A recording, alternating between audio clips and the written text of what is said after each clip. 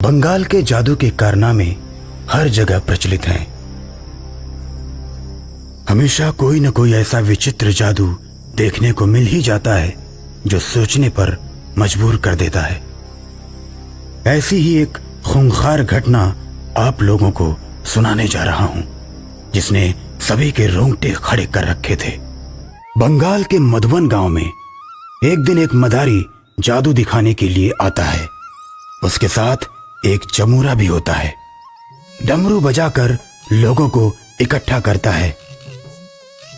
सुनो सुनो सुनो, सब लोग ध्यान से सुनो।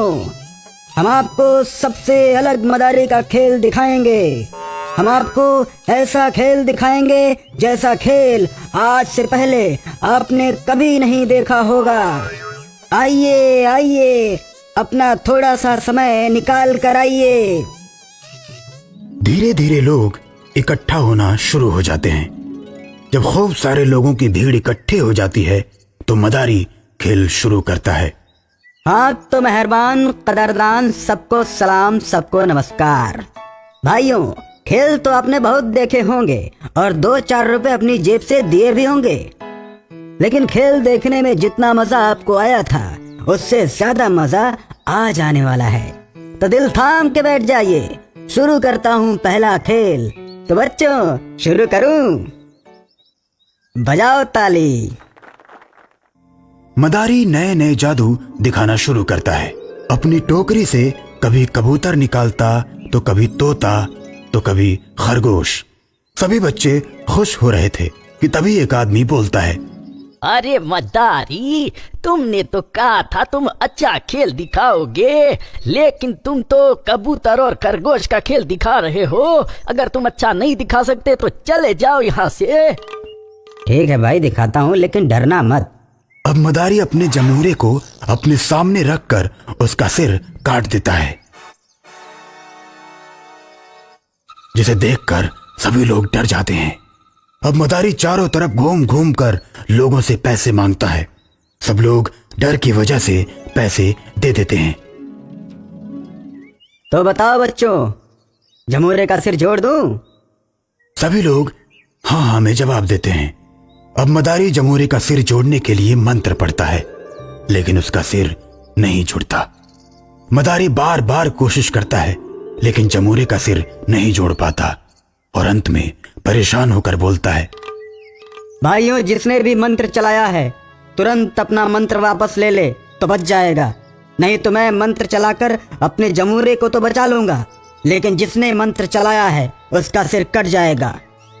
थोड़ी देर इंतजार करने के बाद भी कोई नहीं आता और अंत में मदारी बोलता है, तो भाइयों, अब मेरी कोई गलती नहीं होगी, मैं मंत्र चलाने जा रहा हूँ। मदारी जैसे ही मंत्र चलाता है तो सामने की बिल्डिंग की तीसरी मंजिल से एक लड़की का सिर कट कर गिर जाता है। लड़की के मरते ही जमूरे का सिर जुड़ जाता है और वो उठकर खड़ा हो जाता है।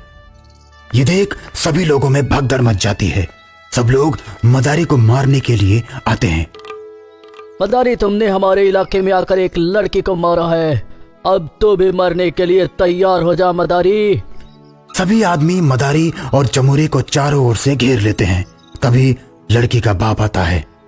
रुको, क्यों मारने जा रहे हो इस मदारी को? सर, इसने आपकी बेटी को मार डाला। लेकिन मेरी बेटी भी इस जमूरे को मारने वाली थी। जो हुआ अच्छा हुआ। मैंने अपनी बेटी को बार बार समझाया था कि ये जादू मत सीख, लेकिन मेरी एक नहीं मानी और उसने जादू सीखा भी तो अधूरा। वो किसी चीज को रोक सकती थी लेकिन उसे खोल नहीं सकती थी। मैंने उसे मना किया था कि इस जादू का इस्तेमाल कभी मत करना, किसी की जान जा सकती है, लेकिन नहीं मानी। आज खुद उसकी जान चली गई। फिर जादूगर लड़की के पापा उस मदारी को कुछ पैसे देते हैं और बोलते हैं, अब जल्दी से यहां से चले जाओ।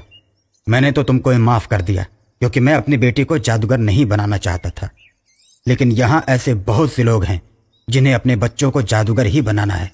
वैसे लोग तुम्हें कभी जिंदा नहीं छोड़ेंगे। भाग जाओ यहां से।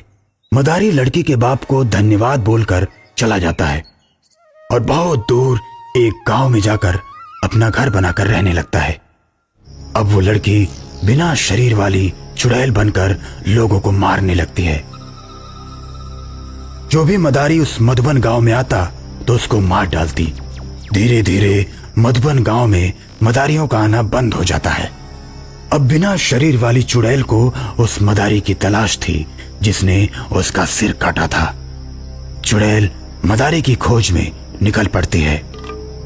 चुड़ैल की इस हरकत को हनुमान मंदिर के बाबा समझ जाते हैं कि चुड़ैल मदारी को खोजने के लिए जा रही है, तो बाबा तुरंत इस बात की खबर चुड़ैल के बाप को देते हैं।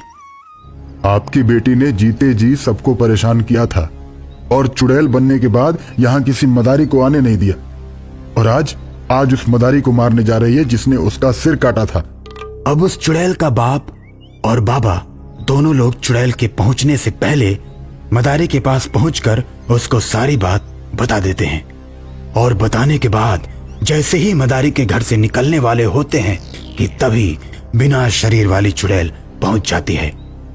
हाँ, अच्छा तो अब तू यहाँ भी पहुँच गया इसको बचाने के लिए। अब तक तो तुझे इसलिए नहीं मारा था कि तू मेरा बाप है, लेकिन अब पहले तुझे मारूंगी, फिर इस बाबा को और बाद में इस मदारी को। इतना कहकर चुड़ैल अपने मुंह से आग उगलती है। बाबा मंत्र पढ़कर अपने चारों ओर एक घेरा बना देते हैं और उस घेरे में मदारी और चुड़ैल के बाप को बुला लेते हैं, जिससे उनके ऊपर आग का असर नहीं होता। ये देख चुड़ैल और गुस्से से भर जाती है और फिर मुंह से आग निकालती है, लेकिन इस बार घेरे से टकराकर आग सीधे चुड़ैल के मुंह पर लगती है और चुड़ैल जलकर राख हो जाती है।